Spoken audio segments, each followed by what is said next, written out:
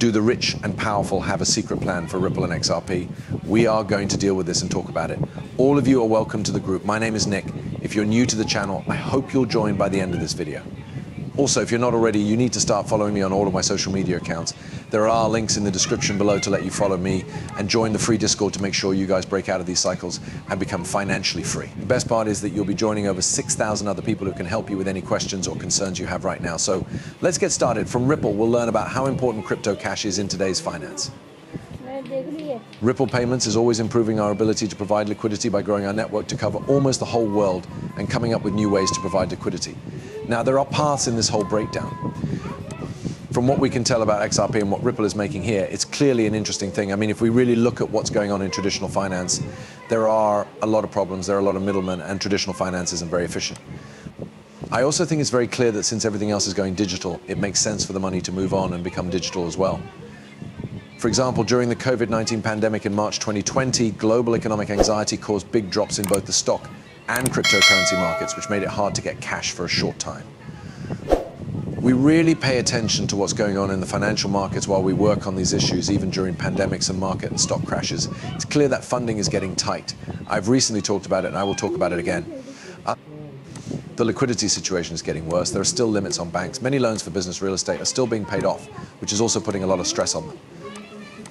There is also a lot of doubt about whether or not we are heading for a recession right now, since debt is rising and markets are getting bigger. I do believe that we are on track to not only hit a big wall, but also have a world liquidity catastrophe. What does all of this lead us to as we think about it? Basically, it means that big changes are coming to traditional banking as well. Plus, we're not just talking about the problems with traditional cross-border payments when it comes to liquidity. Traditional banking systems have gotten faster and more reliable for cross-border payments, but there are still big problems that need to be fixed. Even though SWIFT-based transfers are faster than before, users often don't know what's going on with their money or where it is. Moving money on the weekends, holidays, or outside of normal banking hours can still be hard because there aren't always middlemen available to settle deals, which can slow down the settlement process. In a market that is becoming more globalized, problems still need to be solved. Adding to this, there was a great post that kind of laid out how SWIFT is different from Ripple and how SWIFT, Ripple, and Nexus are different. This is from a defined shipper report from April, and it says that SWIFT GPI come after the transaction while Ripple payments costs come before. There is a big problem with this when it comes to SWIFT. Yes, or they will soon die. They need to come up with new ideas. This is something I've talked about more than once when it comes to Ripple trying to compete with SWIFT. It seems like they don't need to fight SWIFT at all. Okay? This is because SWIFT needs to come up with new ideas. They need to come up with new ideas. Ripple is already part of the next wave of money. They are now living in the digital world. We can compare them now, though. We have Nexus, SWIFT, and Ripple. So SWIFT has a high market reach. Before funds, yes, speed, it takes about 9 hours. Cost openness, ex-post. Certainty, the deal can fail at more than one point. Access VPN, or at the very least in line with ISO 222. With Ripple, you have a small share of the market. You do not have any pre-funding. Speed close to real time. Again, this is the cost before and after ex ante. Within seconds, transactions either succeed or fail. You can use a REST API with ISO 222 to get to this. Again, Ripple is still better than Nexus when we compare them. Now that Smoke Dog has replied, we have an ISO 222 technical link to Ripple and the XRP system. The first chart doesn't work. Market options for payments and sites that work across borders. And Ripple is an example. In the features section for Ripple, it says that you need to be linked to an ISO 22 REST API in order to use its services.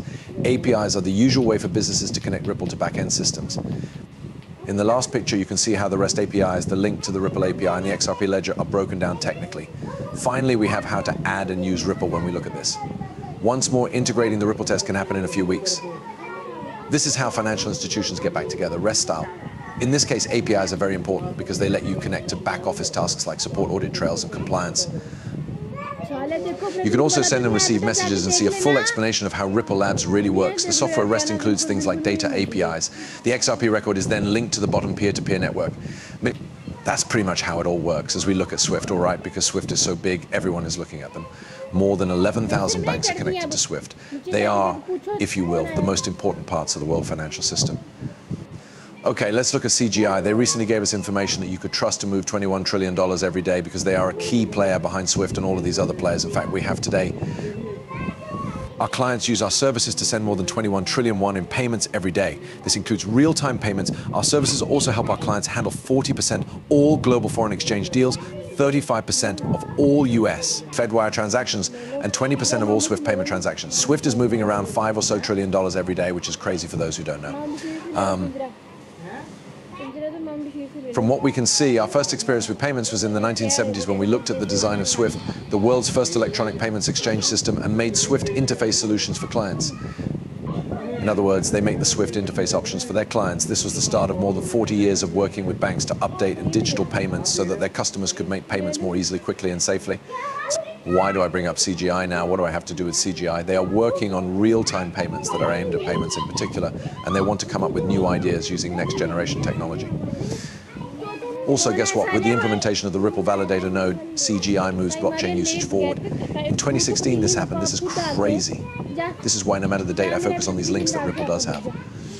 We are very excited for CGI to add a checker because we are still working to make the Ripple network even less centralized. There is more stability in the Ripple network now that a big business has helped with the decision process. This is a key part of our work with CGI to make it even easier to use blockchain technology in business. CGI is a leader in modernizing payments, and our relationship with Ripple gives our clients more value. We're excited to keep growing the ways we use distributed financial technology to help banks lower the risk of execution and speed up the time it takes to get value. That's right, CGI is a huge company that moves a lot of money. They're linked to a huge number of people. In fact, this is where we really take a look at the partnerships that Ripple has signed, where integration can happen almost right away once we see the rules. What do the leaders have to do with this? It's very easy. The World Economic Forum, keeping important assets safe from a cyber pandemic. Okay, CrowdStrike went down not long ago. The whole world is pretty much dark. It's also funny that CrowdStrike works with the World Economic Forum. Ripple is also a partner of the World Economic Forum. There was also a post from Ripple in 2017 that said SWIFT wasn't keeping an eye out for cyber attacks on its users outside of the core network. Okay, this is really cool. I find it very interesting that the links are so important when you think about what's going on. Everything is planned. It's been a long time since the World Economic Forum talked about an online pandemic. This is something we've been talking about for a while now. It's kind of crazy to think about that, especially since CrowdStrike and Ripple are both working together on this. Ripple even pushed the cyber attack story back in 2017. Also now. Okay, let's build on top of this.